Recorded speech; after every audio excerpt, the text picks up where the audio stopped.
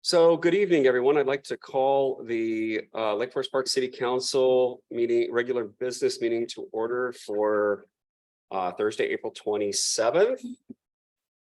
And with that, we will start with the Pledge of Allegiance. I pledge allegiance to the flag of the United States of America and to the republic for which it stands, one nation, under God, indivisible, with liberty and justice for all. Thank you all. Do I hear a motion for adoption of the agenda? So moved. Second. It's been moved and seconded. Is there any discussion or changes? Hearing none, all those in favor, please say aye. Aye. Aye. Aye. Thank you, Larry. Welcome. We have Councilmember Goldman virtually tonight. I hope you're feeling better, Larry. I promise I feel much better than I sound right now. Fair enough. We'll probably have matching voices by the end of the evening. So, and with that, we have a proclamation. And the first proclamation is Municipal Court Clerks Week. We'll go ahead and read that here.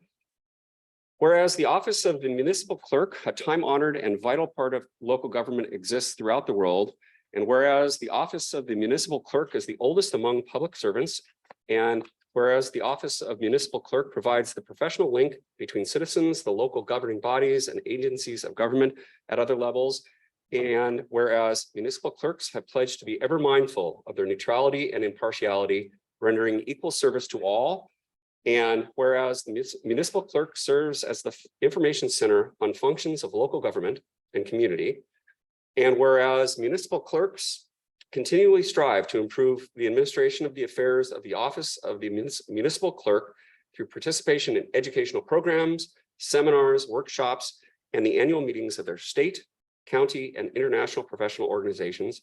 And whereas it is most appropriate that we recognize the accomplishments of the office of the municipal clerk and recognize the vital services they perform and their exemplary dedication to the communities they represent.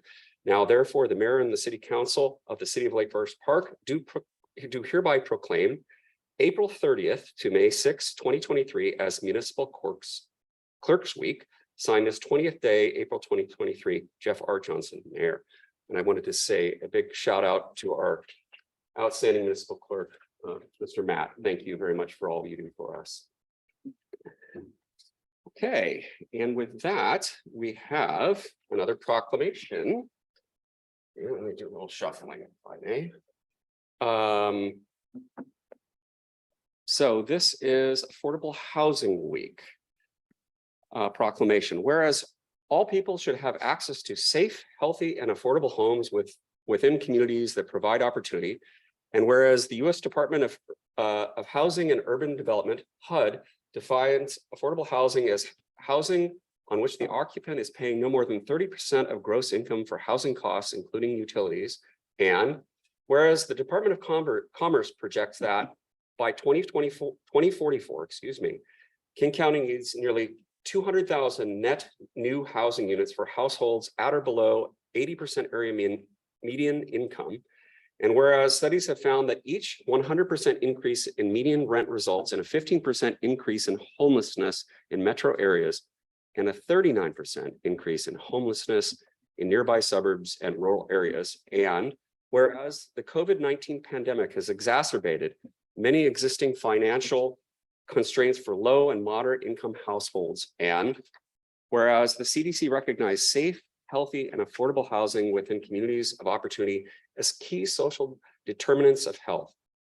And whereas everyone benefits from affordable housing, including the people who reside in these properties, their neighbors, businesses, employees, and the community as a whole. And whereas united to raise public awareness, people, organizations, and communities throughout King County are participating in local affordable housing week activities to elevate the critical need to create healthy communities with ample affordable housing. And whereas the city of Lake Forest Park endorses the goals, objectives, and purposes of Affordable Housing Week, and in doing so, firmly recommits itself to ensuring that our community's recovery from the crises at hand is equitable and that all people in Lake Forest Park live with dignity in safe, healthy, and affordable homes. Now, therefore, the mayor and the city council of the city of Lake Forest Park do hereby proclaim May 7th to 13th, 2023 as Affordable Housing Week. Signed this 27th day of April, 2023, Jeff R. Johnson, Mayor. Did we have anyone here? Yes, please. Would you like to say a few words?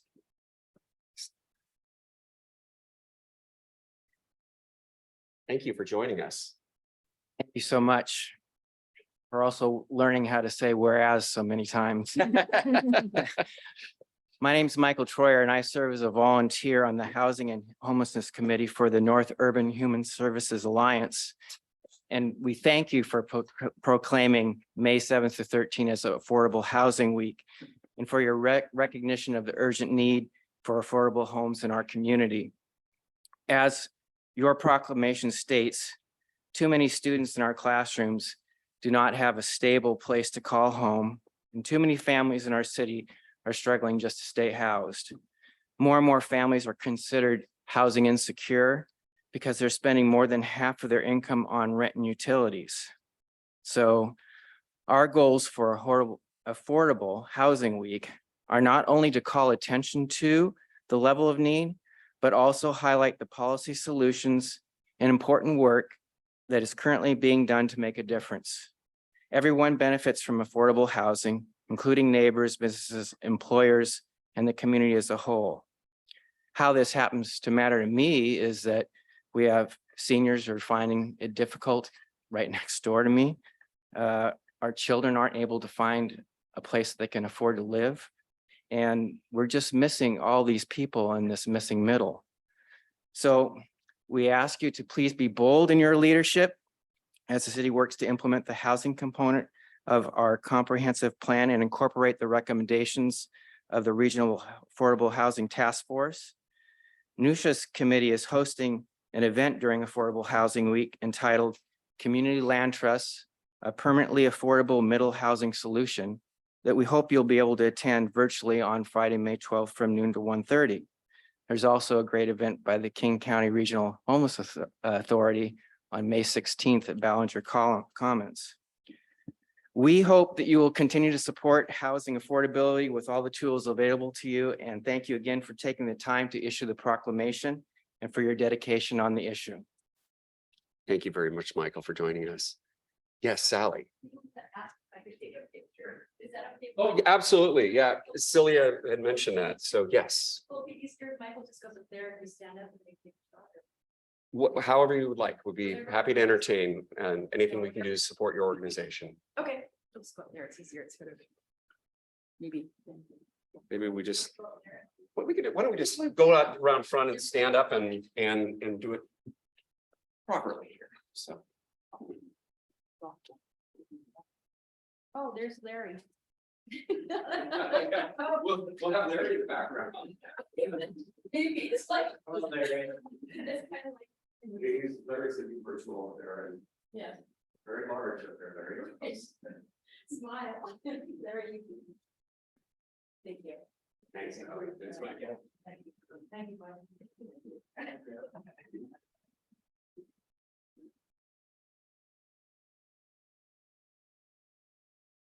We certainly appreciate all the work that NUSA does. I was actually speaking with Celia on the phone on Friday. Sally, did you want to make any other public comment after this or? Well, hang on, let's see where we are here. We are, well, with that, we will open citizen comments. So.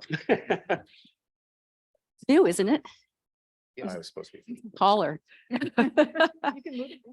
So kind of piggybacking off of what Michael was saying, I know that new housing bills have been passed and talking about zoning and things like that, which I've in our community, it's sort of difficult because we have such a culture of environmentalism as well as progressivism in terms of providing housing for people. So I encourage you, we're going to send emails to all of you, and if the staff can attend as well to this next session, Lunch and Learn, they're going to have through NUSA about community land trusts. It's a unique model that can fit the middle, can fit our community in all those respects. And I hope you can make it. That's all. Thank you very much, Sally. And with that, is there anyone else? We have no one else that's signed up. Matt, do we have anybody online that would like to make public comment at this time? If you would like to address the council, please use the raise hand function. We do have Alex.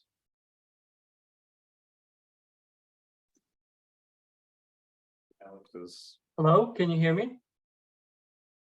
Yes. Great, thank you for allowing me to provide a comment today. Reason I wanted to speak to the council because we live at the Forest Park condominiums, which is 19115 Ballinger Way Northeast. And we believe that there is a dire need for a crosswalk right at the complex, because it is really difficult to cross the Ballinger Way Northeast from one bus stop to another. And I've submitted this request officially, but I just really would like to reaffirm it and yeah, and provide more information if necessary, but it is just really difficult to cross the road, and it's really unsafe due to the high flow of traffic. Yeah, and yep, and that's it. So please take it under consideration, and we'd really appreciate it if it was installed. Thank you very much, Alec. If you would kindly send us an email, since we don't have you here to get your contact information regarding this, because I know this is a topic that's very important to this body, and we appreciate your input on that. If you could just send us an email, you can find the general emails on our website at City of Lake Forest Park. Sure, I can do that. Like I said, I have submitted in official request for service previously. Okay. Yes, but I haven't gotten a response or call back about it. So yeah, so that's why. Okay, that's great. Thank you very much. I missed that. I apologize. Thank you very much for your public comment. Yeah, thank you for your time. It's our pleasure. Is there anyone else? I think that's the only attendee we have currently. With that, we'll close public comments. Okay. Do I hear a motion for moving the consent calendar? So moved. Second. It's been moved and seconded. Any discussion, colleagues? Hearing none, all those in favor signify by saying aye. Aye. Aye. Any nays? That passes unanimously. Thank you very much, everyone.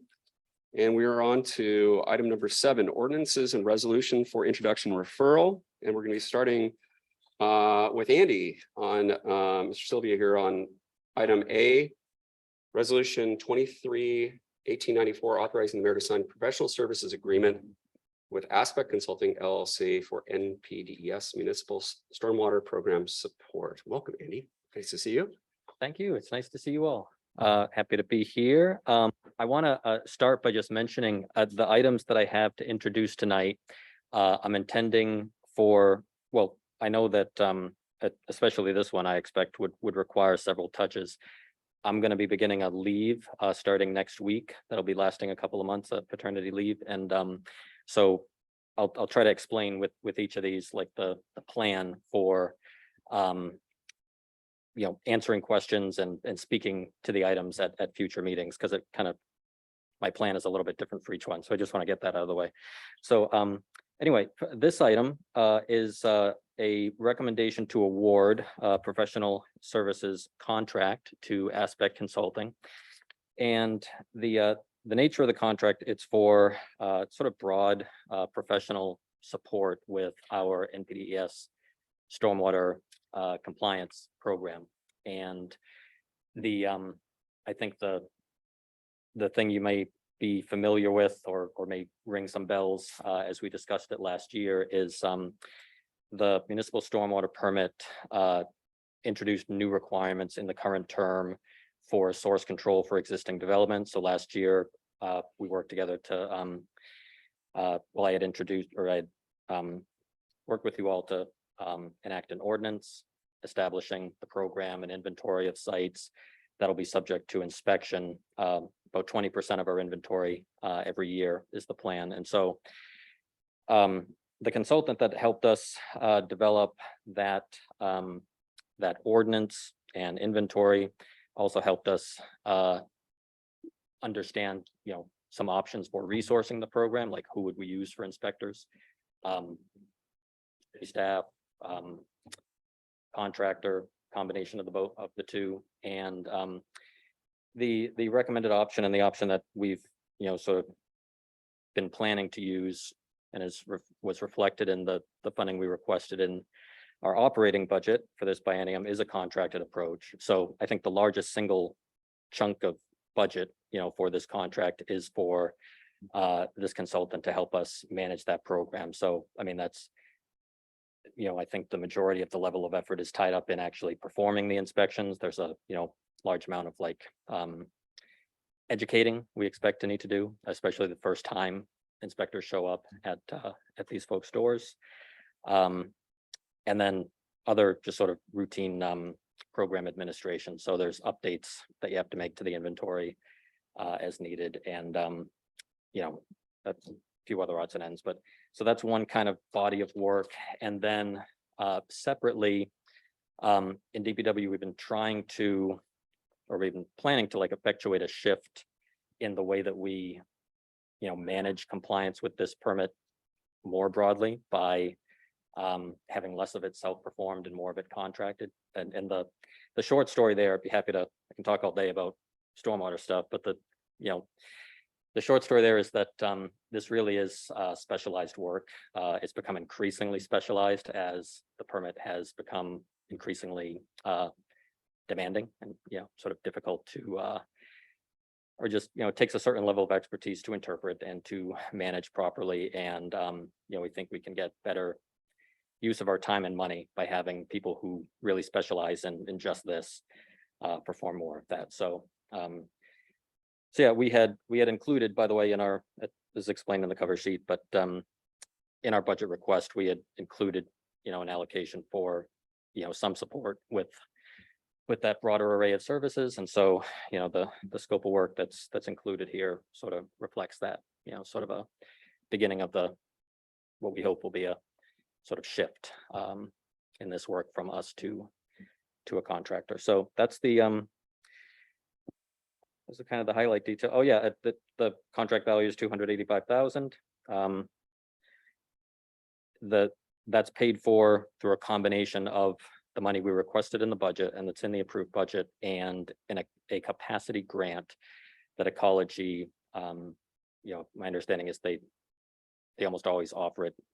We have access to it. This year it's on the order of $50,000 every biennium that they offer every permittee for just help managing this program. So and that money can only be used on stormwater permit compliance work. So this contract would be a natural fit for it. So that's it. Happy to answer any questions while I'm here.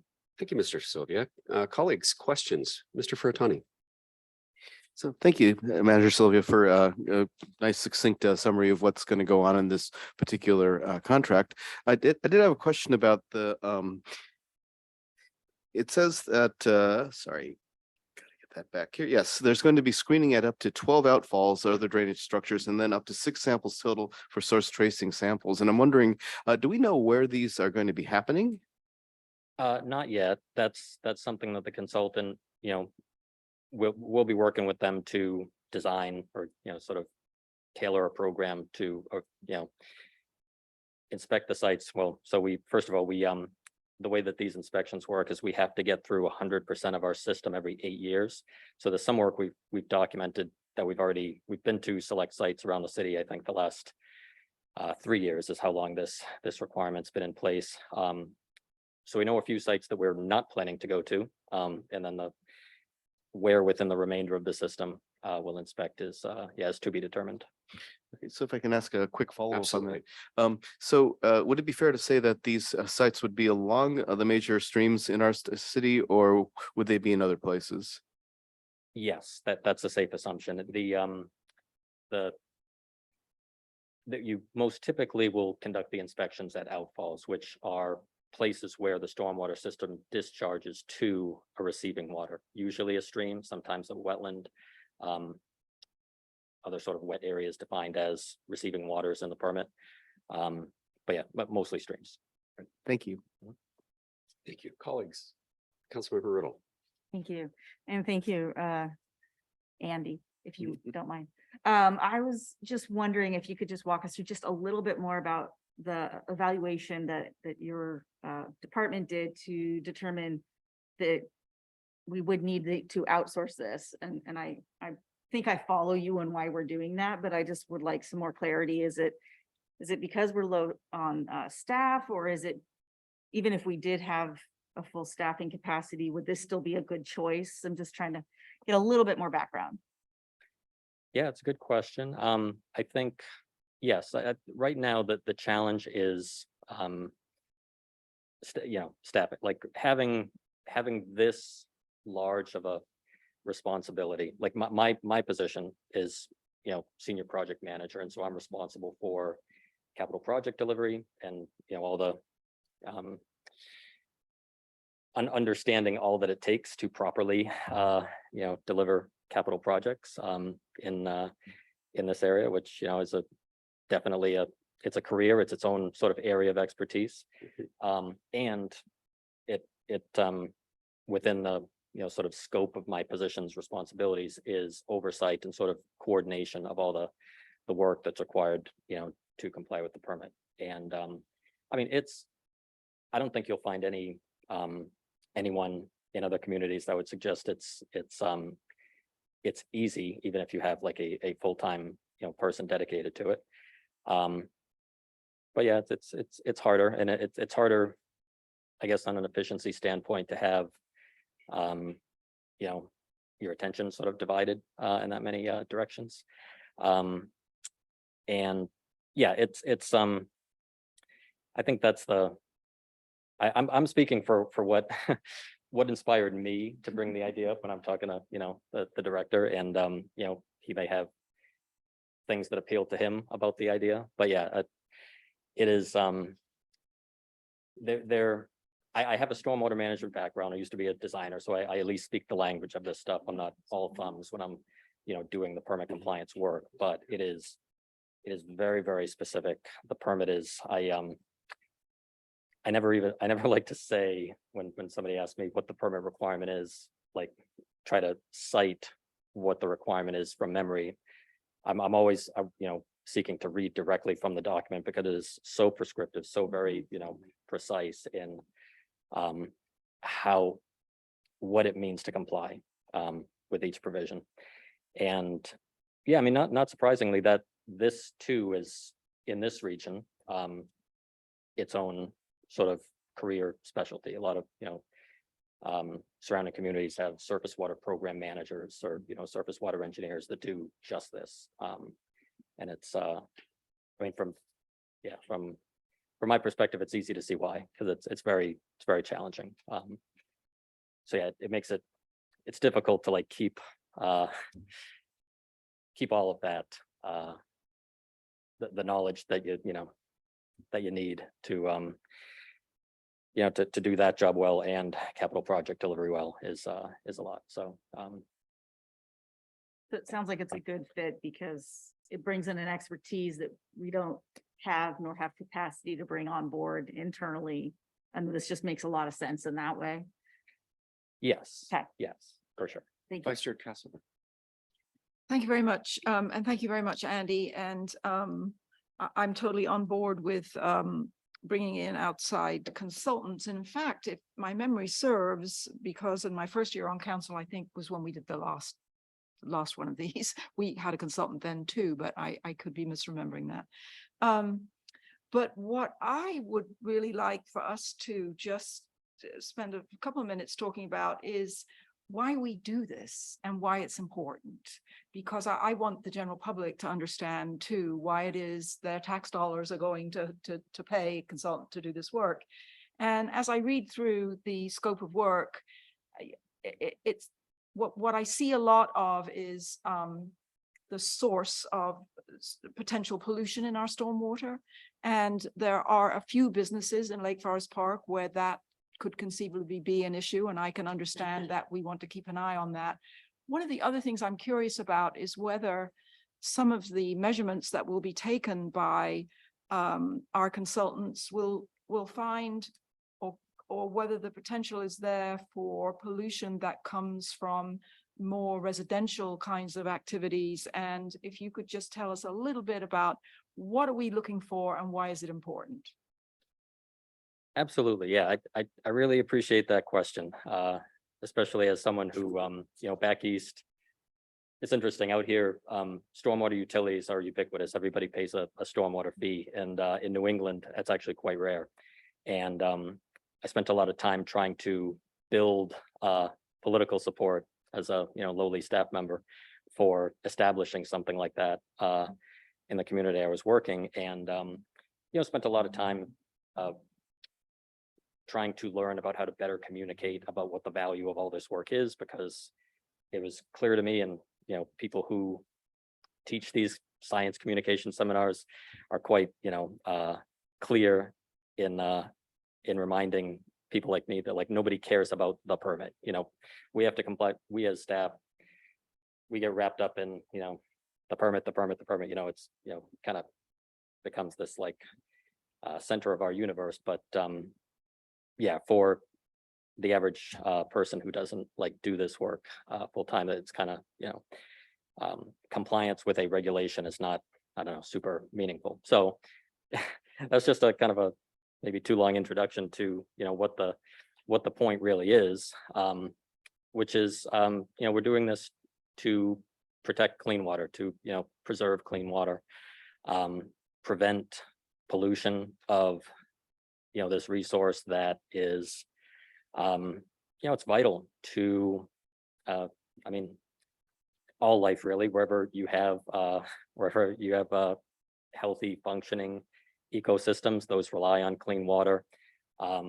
And shoot, I can hardly capture succinctly all the benefits that accrue to us as people from having healthy ecosystems in our surrounding environment. But that's there are several, and it is we face a challenge of, I guess there's a lot of legacy impacts of development of natural areas that happened that created stormwater impacts. People didn't really know what that were being caused, and we're I think we're catching up still today to addressing those impacts. There's hydrologic impacts associated with replacing natural landscapes with built landscapes, hard surfaces, increasing the amount of runoff, increasing flooding. There's pollution impacts. I know you all have heard about the even the pollution impacts we're still discovering as recently as a couple of years ago with the preservative 6 ppd quinone in car tires that is determined to be lethal to coho salmon, and I think problematic for others. But that's the latest in I think a long history of discoveries, I think, over the last several decades of all the pollution that is wrapped up in the water that washes off our built landscape when it rains. And so this permit, this work is about cleaning all of that up. And there's so many different categories of work that you have to focus on, to make progress in that direction. There's the work you do to clean your own stormwater system, to install facilities that treat the water that comes into your system before it gets discharged. There's work that you do to regulate private development, to ensure that mistakes of the past aren't repeated. Education and outreach is a requirement of the permit. We're required to do what we can to educate the public about this. And anyway, it's all in the interest of reducing pollution of this, sort of vital resource that we have, and ensuring it's yeah, supports a variety of beneficial uses, you know, so anyway. As usual, probably longer than you wanted me to go on about that. You mentioned, I'm sorry if I failed to address there was a second part of your question about the impacts of residential development, and I'm not sure I kind of Well, followed. and not so much new development, but the life we lead in our residential areas, does that also contribute to pollution in the stormwater that reaches the creeks and the lake and eventually, of course, the Puget Sound? And will there be some public education about that and steps that we as residents can take to actually do better? There are impacts to our natural waters that emanate from residential properties. I think the ones that are, I think, you know, come rushing to mind, or I know have been sort of studied ad nauseum, is use of landscaping chemicals, fertilizers, pesticides, and whether those are, you know, those can be properly applied so that the stormwater impacts are negligible, or they can be improperly applied such that the stuff that doesn't belong in high concentrations in receiving waters finds its way there, you know, through runoff. Things like, And so will the presence of things like that be part of what this company will look for and will be in the report that we'll get back? so this contract, how does it touch that subject? I would say it provides an education benefit to a select audience. Within this contract, I think the biggest educational push that we're making is to owners of commercial properties, frankly, under the source control program.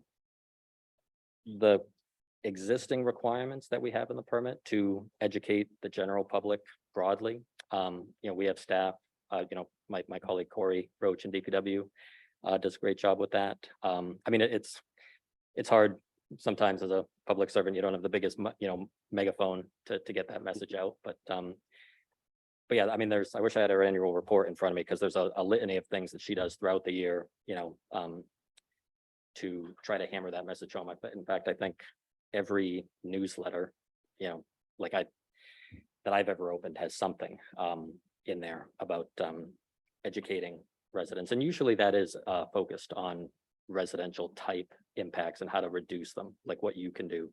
There's a page on the city website that talks about this too, and so yeah, we do, you know, I don't know if it seems like it, but we, you know, there is a you know, pretty solid effort that's gone into that and still does. Thank you. Colleagues, other questions on this topic? Let me go around the horn here quickly and make sure that our other friends here have any thoughts. No, please, back to you, Mr. Bertoni. Thank you, Deputy Mayor. And one of the follow-up questions I had since you broached the subject is the 6 PPD Quinone question. And in the last stewardship newsletter, they mentioned that they thanked Frank Limber for having those 2 upstream incubators for coho on Lyon Creek. And let's see, it said that it was successful this year, but the McAleer site, and also on McAleer Creek, but the McAleer site had a die-off related to some sort of turbidity or pollution event. And this is some of my concern, is that, you know, the turbidity, also the runoff, can contain the 6 PPD quinone from the roads, of course. And so I'm a little concerned that, you know, even though there's an impressive array of biological and chemical tests that are going to be done by this firm, that's not one of the chemicals that's being tested for. Is there a reason why they excluded it?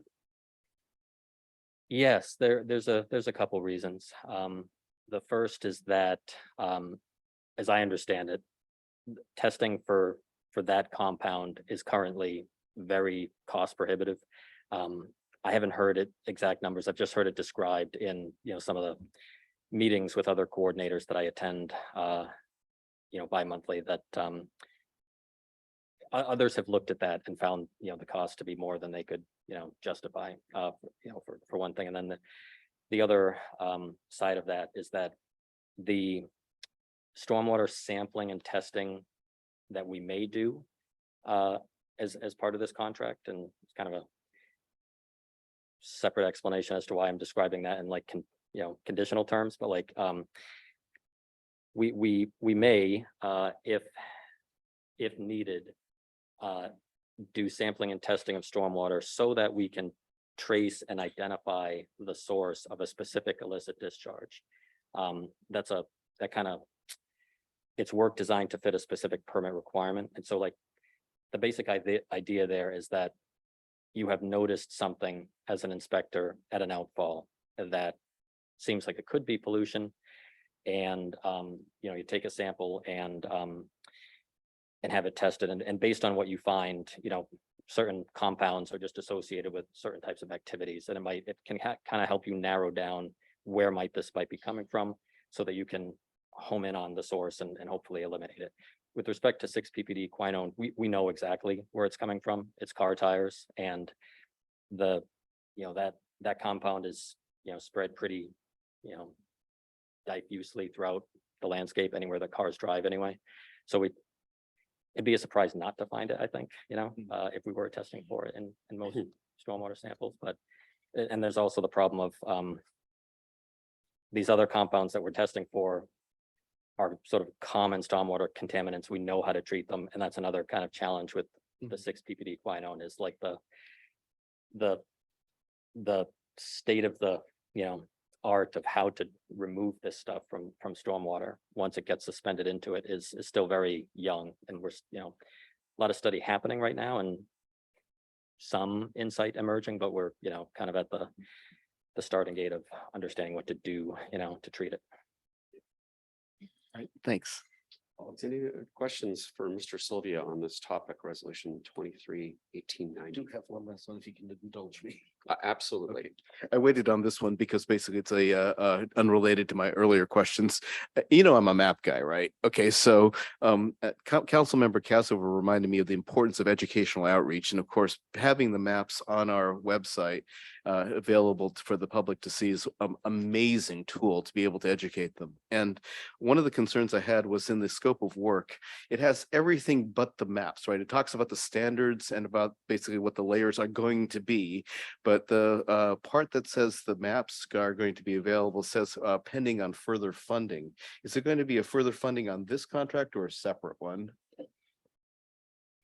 Okay, so I think you're referring to there's a task in the contract for mapping support, right?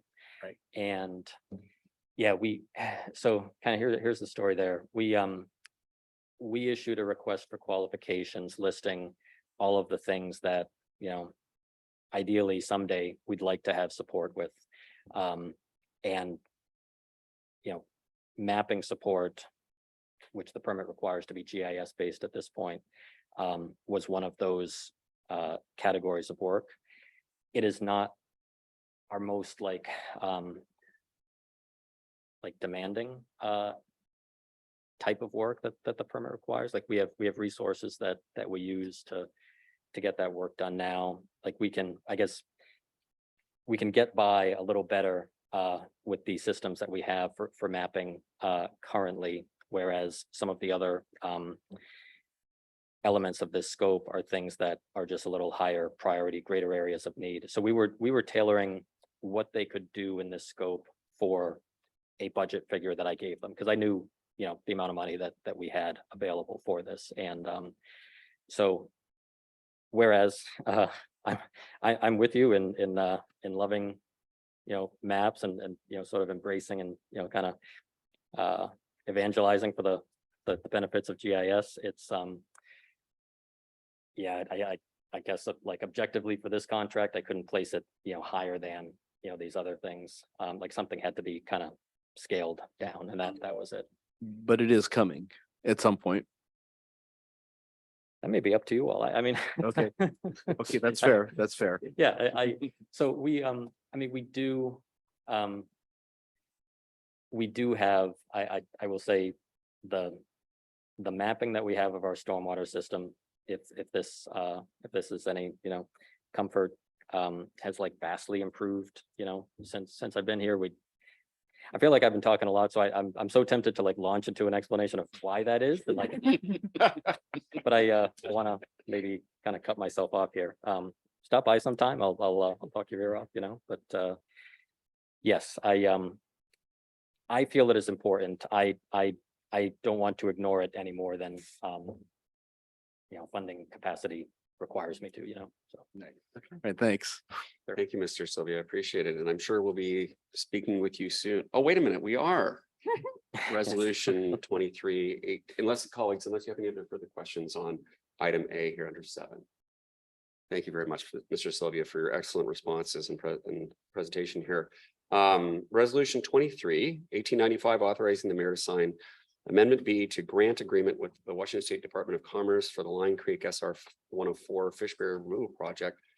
We only have one more agenda item after this. If you want to carry the other one too, you can just stay up there and do the volunteer commission system and the Andy show tonight. So please, Mr. Sylvia, on resolution 23, 1895. Yes. This may look or sound familiar. It is very similar to a separate resolution I brought before council, I think 2 meetings ago. So it's almost a carbon copy. It was actually pretty easy to put this item together. So the L90 culvert replacement project, this is located up at the intersection of State Route 104, Northeast 185th Street and 35th Ave. So at that intersection, about like diagonally across from the local 104 restaurant, that's where this L90 culvert exists, and replacing it as it's a undersized for fish passage purposes is a project on our capital improvement plan, and we have 2 sources of grant funding for that project that were originally set up back in 17 or 18. 17. Yeah, and at that time, when the city sought that funding, the intent was for this to be a project that encompassed 4 culvert replacements. And long story short, between then and now, some of that work has been siphoned off into a project that WashDOT is delivering and is planning to construct next year. And some of it came out of the scope just for, right-of-way acquisition challenges. So we've kind of had a reduction in the scope of work that is planned here. And so at the meeting a couple of weeks ago, I was here to amend the first of those 2 funding sources. So WashDOT is the administrator of one of our funding sources, and the Commerce Department is the administrator of the other. And it's essentially the same change where, because that scope change over the years has been so significant and the total cost of the project looks so much different, we're amending the grant both to reflect those changes. This funding also, it was appropriated through June of this year, and so this extends it, into the next biennium. But there's no change in the amount of funding dedicated to the project. There's no change in, what is required of the city in terms of matching contribution or anything like that. Fairly, basic update of the details of the project in the agreement. So happy to answer any questions. Great. Thank you, Mr. Sylvia. Colleagues, questions? Mr. Sylvia. Yes, Councilmember. Hey, Mayor, because this is a kind of update of the scope of work, basically consistent with what we've looked at before. I wonder if my colleagues would be open to suspending our 3-touch rule for this particular action. Colleagues? I'd second that. And consider that a motion. Thank you, folks. Let me check in with Councilmember Goldman here. Larry. Yeah, I just had a quick question. I sometimes struggle to keep all the culverts straight.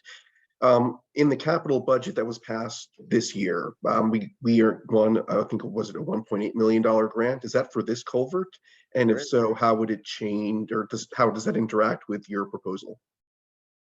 Yeah, so sorry for cutting in there. Yes, that same project, and wonderful news, because that funding request that we made to the legislature was what is essentially, or what was previously the gap in funding to complete our project. So that appropriation, we think makes our project budget whole.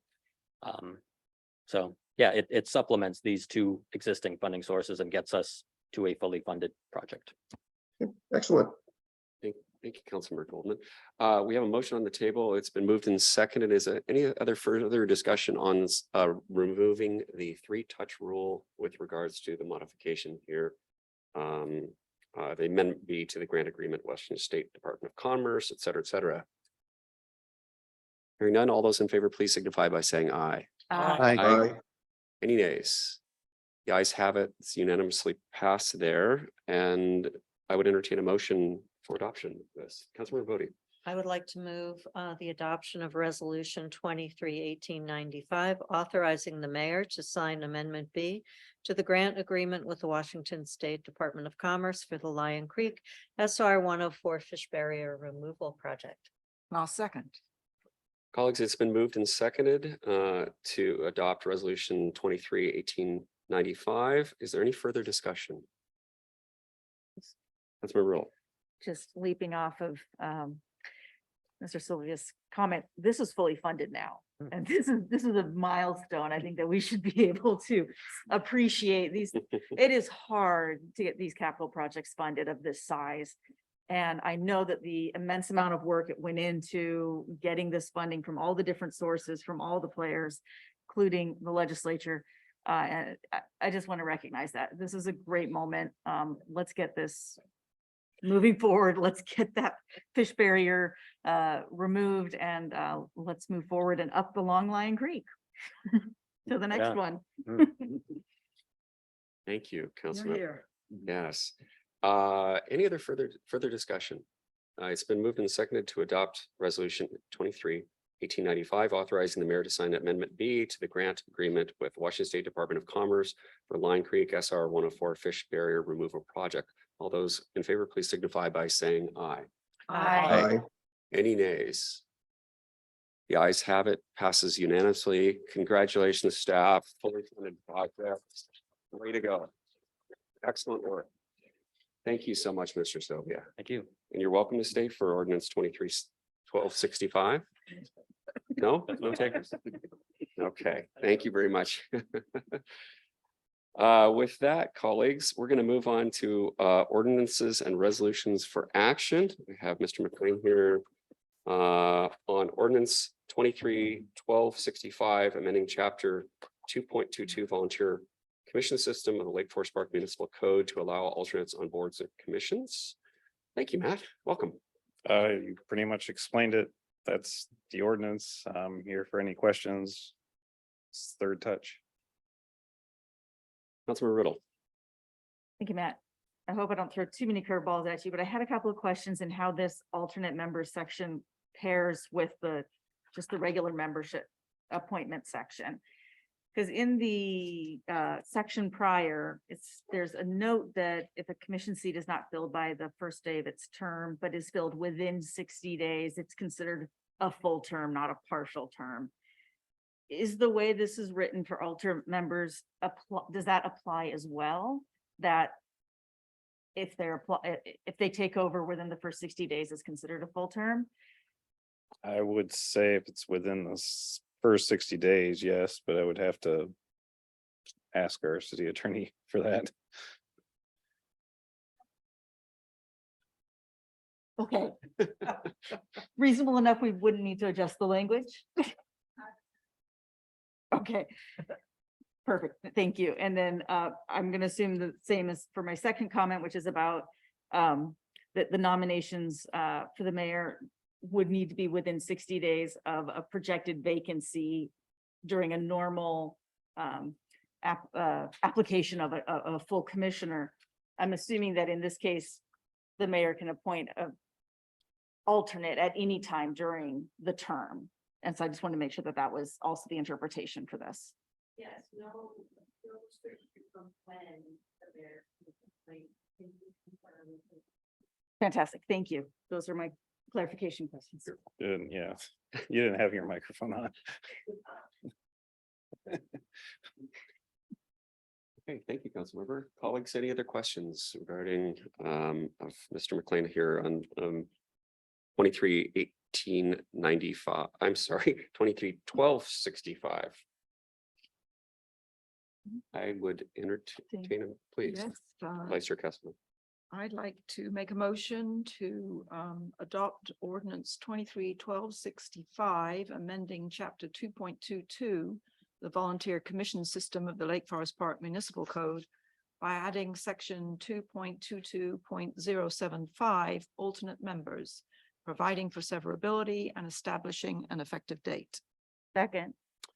Colleagues, it's been moved and seconded to adopt ordinance 23/12/65.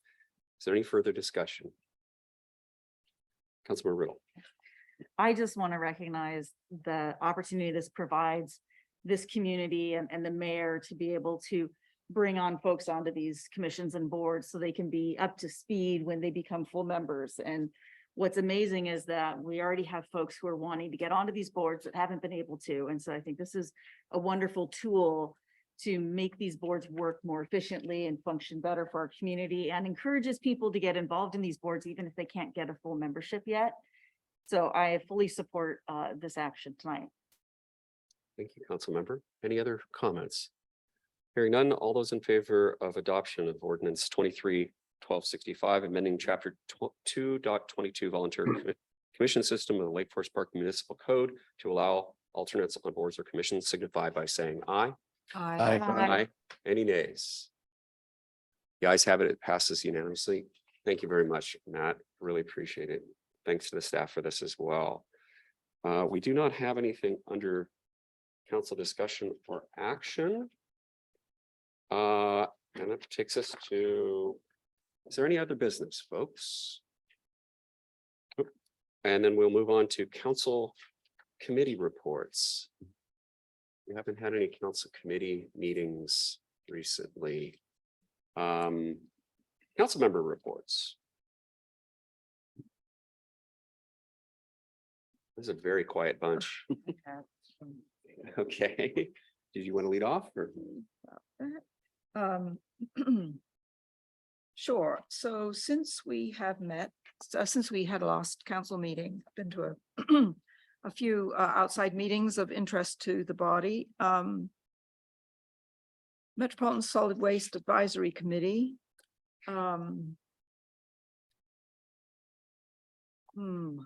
There is going to be some grant money available in the REPlus program that we passed the resolution for, or the pledge the other night.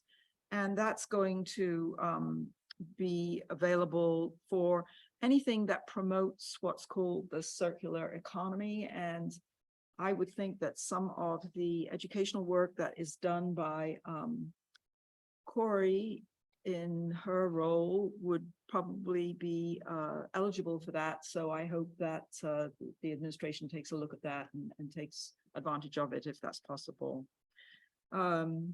In other interesting news from the whole world of solid waste, the division is piloting an electric powered garbage truck. So that could be something coming to all of us one of these days. It should be good. And then legislative updates. The one real bright spot there is that a battery recycling bill has passed. And what this would do is actually create a nonprofit funded by battery producers that would be responsible for the collection and recycling of all batteries, which to include rechargeable batteries, including things like batteries for electric cars, batteries for powered tools and things like that. So this is really important. And actually it was our own Senator Derek Stanford who was the prime mover of that. So that's really good. The RAP Act, which I've been hoping to see passed for a few years now, which is the wide consumer producer responsibility bill, did not pass this year, mostly because of pressure from large corporations. But there are ongoing discussions, and we're hoping that it'll be back next year. So fingers crossed on that one. Let me see. The Washington Building Code Council is now got code ready for cities like us to adopt, to do more in green building practices, particularly in the construction and demolition materials recycling. So that's something that we will have to tackle as time goes on here, and I'm sure our planning department and our building inspector are paying attention to that. But it has to do basically with salvaging what can be salvaged out of demolition and construction materials, and making sure that it doesn't just fill up landfills. Let me see. And if we want, we can get a presentation from King County on that set of codes. So that's something we'll work with the administration on, whether that makes sense for us. Okay. The other thing that was somewhat interesting in the director's report is that they are seeing a 2% lower tonnage of solid waste, which is generally considered to be a leading indicator of economic activity. So that does mean that we're seeing a little bit of a slowdown in the economy here in the region. Let me see. The other big issue, of course, is the rate restructure for solid waste collection and haulers, and that's still in very turbulent waters, I would say. And the recommendation from the division now is that cities with a common hauler are going to meet to discuss methodologies for rate restructure, so that each hauler and the kinds of contracts that they tend to have with cities can figure out the best way to transition to this new rate structure. So I just, again, this is for the administration, just keep your eyes and ears open for that meeting, and hopefully you're on it. Thank you very much. Let me see. And then the other meeting that I've been to since we last met was NUSA, and we heard from them tonight. That's good.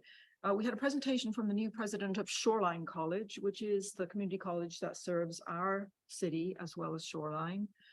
Very impressive gentleman, and he's really intent on reaching out to the whole community to find ways not only just to sit there and offer courses, but to actually see what they can do for us as well as we can do for them. So I think that's, you know, potentially an opportunity for students to do internships in things like finance. They don't do very much in the area of public works that I could figure out, but of course I know that our chief already has a good relationship with Shoreline College, and they do have a good criminal justice program there, and so I hope that that's a relationship that will only strengthen over time. Also met the new executive director of New Beginnings, which is the agency that deals with domestic violence, which again, I know our department has good relationship with. And again, I thought she was very impressive, and that agency looks like they're sort of expanding and growing their offerings. So that sounded all very good. We also had a presentation from the Seattle Human Services Coalition, who have just done a study that was conducted by the University of Washington on the gap between the wage gap for human service workers compared to other professions and workers in our region. And it's pretty significant. It's about somewhere between 30 and 37% gap between human service care workers and other kinds of work in the region. What the coalition is recommending is that human service workers get an immediate 7% increase in their salaries, and that over time they try to make up the rest, which in fact in the long term, if you look at this mathematically, is actually a 59% increase to be able to catch up. So this is this is a something that we all have to be aware of, because these agencies do rely on funding from cities, counties, and states, and as well as, their own fundraising. And so we need to be cognizant that that will be impactful to us and our budgets. And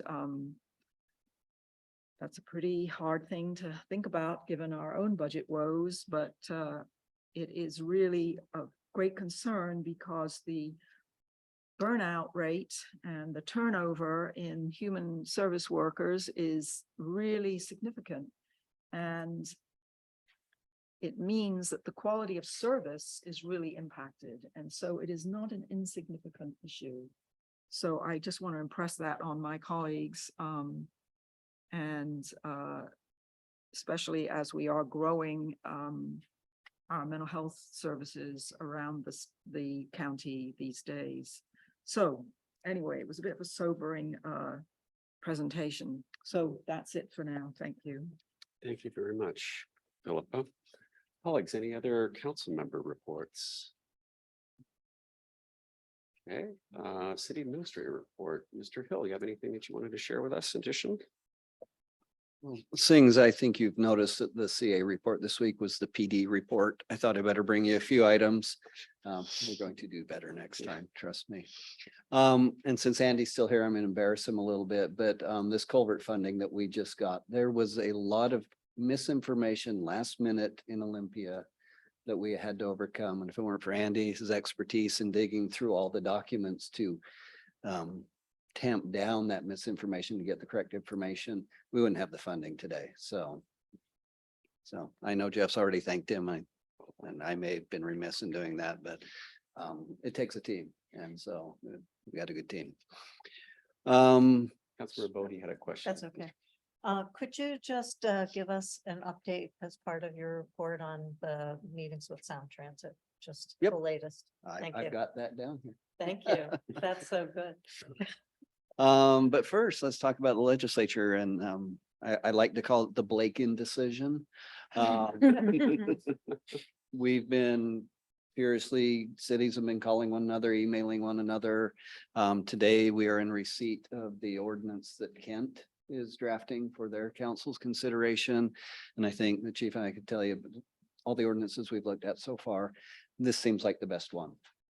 And so we've sent that to our city attorney, our prosecuting attorney will have some discussions and start bringing forward draft ordinance for your consideration, and at what level each type of infraction, whether it's a minor misdemeanor or gross misdemeanor, we'll have those discussions, but we will bring that to you. So we don't get run over by July 1st. So that's coming. Let's see, what are there? Four of us, our 4-city coalition, we're at it again. So Lake Forest Park, Shoreline, Kenmore, and Bothell, along with King County, are going to be pursuing some grants for charging stations up and down the corridor. We looked at the federal funding that came out a couple of weeks ago, and that's a Herculean lift that we're not even going to try, especially with the May 30th deadline, but we have some grants through Commerce, and I think a WashDOT email came out today with similar funding. And so we're going to chase that, and the county is going to be involved as well. And so it'll be our 4 cities in King County pursuing that. Doug Levy, who has been a longtime consultant for cities at the legislature, Kenmore has hired him. They already had him on board, but he's going to help us out with that. So stay tuned. I'm going to see what we can do up and down the corridor for charging stations. Sound Transit had a meeting recently. What they're telling us is mid to late June, we will have 90% drawings in our hands. We are hearing that the number of trees being saved is more than the number of trees we heard at the Brookside community meeting, but they're not committing to a number yet. But it seems to be getting better. They've given us a quick peek at some renderings they're working on for the walls up and down the corridor for the station locations, so we can get better information out to the public. So Councilmember Bodie, I don't know if there was something specific beyond that that maybe you heard that I'm not reporting on, but No, I was more hoping to get information from you.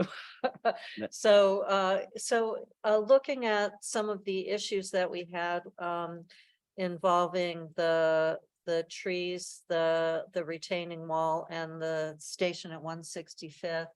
Do we feel that the conversations with them are going in a direction where the retaining wall design, the tree removal and the station are meeting our requests, and will we get documentation in writing? I know City Administrator Hill, that's been something you've been kind of a stickler on, and one of my concerns is conversations aren't commitments till they're in writing. Yeah. So in some form. to the first part of your question, I would say with the trees and the walls and all of that, we're going in the right direction. I don't believe that there's going to be any movement towards queue jumps or smaller stations. I did have a discussion with Bernard last week that we're still waiting for things in writing. They as a group owe that to the community, whether they're going to do it or not. We also discussed the fact that this council sent a letter back in late November to the board, to which there's never been a response formally. Sounds like that's stuck at a level above him. They're trying to get that one out of where that is wedged and get a formal response back to that letter. So that is something that we're discussing. Is we can talk all day long, but until we have something in writing, nothing is done. So I agree. If I could Please. have one more follow-up, colleagues, I don't know if you saw the article in the Urbanist about the commitments for, time between trains and so forth, and when the Linwood link opens up, there will be problems meeting some of the commitments that have been made for frequency of trains. So one of my concerns, ironically, is first of all, they're spending a lot of money in Lake Forest Park that they could perhaps use elsewhere, but it's also, compared to our 522 bus straight to downtown, the prospects of actually meeting or beating the time it used to take to get downtown, you're taking the 522 bus. I really don't think those commitments that were made, that everything's going to be the same or faster. I just don't think that's going to be true when things are up and running. So it is a loss to our community. I would just add, to have lost that 522 bus. I don't know if Councilmember Goldman sees any prospect of getting that back. I don't, but it is a loss to us. So anyway, just a little editorializing there, if I may. Thank you, City Administrator. Welcome. Going down my list, I'm sorry, I'm trying to make these quick. Locking mailbox program, the administration has been moving forward on that. Then I went out of town, then Councilmember Riddle was out of town, or it was reverse. Anyway, she's got me the contact with Rotary, so we will finish putting that together. We figured out how that'll work in finance with Public Works, application process. Now we just need to talk to Rotary and then bring it all together. So I don't think from what you've seen in the police report that would have helped Councilmember Goldman and all of his neighbors, but anything we can do to slow them down would be good. So we've got that moving forward. Thank you, City Administrator Hill. Update on Racer, obviously, we hired Brooke as the executive director. They have now hired an administrative assistant. We are transitioning staff over the month of May from Bothell to Kirkland. As a board, we met last week and approved a pay schedule where we have, basically entry level people who do not have their certifications yet. And then the next step up, this gives us some flexibility and also ensuring, because our one commitment was nobody going from radar to racer is going to be paid less than they are today. And also keeping us competitive, as Councilmember Cassover reported earlier, human health services, things like that are historically underpaid. And so keeping a close eye on that. First Principles Assembly for Councilmember Goldman is looking at about June 28th. And then at some point after that, Brooke will come in and give a presentation to the entire council on just how things are coming together, because June 1st will be their school update. Lakefront Park RFQ, we had 3 applications. We've reviewed this. We had an interview today. I think we are, I would say we were very pleased this morning. And so we'll be bringing that forward to you in the very near future. So that's coming at you. Staffing, I think Andy covered this. He's out May 1st through July 14th. We are recruiting for a court administrator. That position is at this time vacant. As is our other project manager position, our public works maintenance worker, and still 2 of our officer positions. So. Okay, it's become 1. Oh. Well, I think I told him before that we had, anyway. It was 3, now it's 2, hopefully soon it will be 1. And to the comprehensive plan update, the RFQ, Steve and I've been reviewing the final RFQ to go out here. So I think in the next week or so that will go out on the street.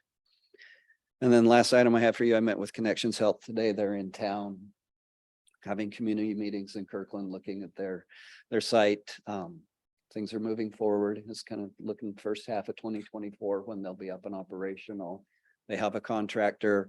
They're just waiting for the contractor to get their subs and get things moving forward, but exciting prospects there as well. I mentioned to them as well today that once they know more, maybe this fall, come in and give the council a presentation on where they see that landing and the services provided and moving forward there. They're going through commerce processes for grants, just like we are, that are taking way too long, but things are moving forward. And that's all I have, unless you've got any questions for me, something I didn't cover. Yeah. Colleagues, any questions for Administrator? Yes, Mr. Furutani. Hi, and thank you, Deputy Mayor, and thank you, Administrator Hill, for a great report as always. And question I had on the electrifying the corridor. We keep saying electrifying the corridor, but we do have 2 corridors, right? So I'm wondering if there's any movement towards electrifying 104 as well as 522 in terms of these charging stations. We'll look at it. There's very select criteria on where they go. Apartment complexes are one of the main focuses. Public buildings are another of the main focus, accessible to all public. And so a city hall location definitely makes sense. We'd have to look as we go through this and start weighing those criteria. What can make sense up 104. Thank you. Thank you, Councilmember. Councilmember Goldman. Yes, thanks. 2 quick comments and then a question. So to respond to Councilmember Bodie's question, the trend has been as Link light rail stations have opened, Sound Transit and Metro have reorganized their service to feed the train and then reinvest that in local service. So I think it's extremely unlikely that the 522 ever goes downtown again. Administrator Hill mentioned mailboxes. So for those who weren't aware, in my neighborhood, someone broke into the bank. We have 100 units here. So someone broke into those and poured mail on the floor and presumably stole some mail at least 2 times. But the police are investigating along with the Postal Investigation Service. So I have confidence that they'll figure out what's going on here. And then my question is about the Blake bill. Administrator Hill, do you have a feel, how likely is it that the state legislature will have a special session to pass a compromise bill?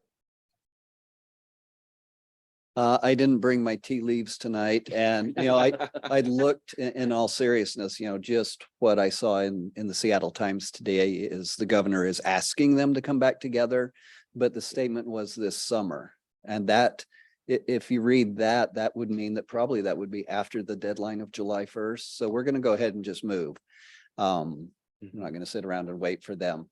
I think in the last iterations during this session, there were a couple different bills, one that would preempt anything cities did on adopting something like this. The other one did not preempt. So I think we just go ahead and do it, protect ourselves, our community, our police force. And then if they do something that preempts it, that's fine, but we need to move forward. Okay, thank you. Thank you, Councilmember. Thank you, Mr. Hill. Any other questions? Mr. Furtoni? On this one, thank you, Deputy Mayor. And this one's directed to Chief Harden. I wanted to express my appreciation for your force working on all these incidents. I know that Administrator Hill somewhat cherry picks the incidents that he reports in the administrator's report, but, oh, you do? Okay, okay, but. Oh, and that's what strikes me is that, you know, the incidents that you are citing are getting increasingly violent and more dangerous to our officers. That's just not cherry picking, right? That's a real trend that we're seeing, right? So how is the morale of the department and things like that as these incidents unfold?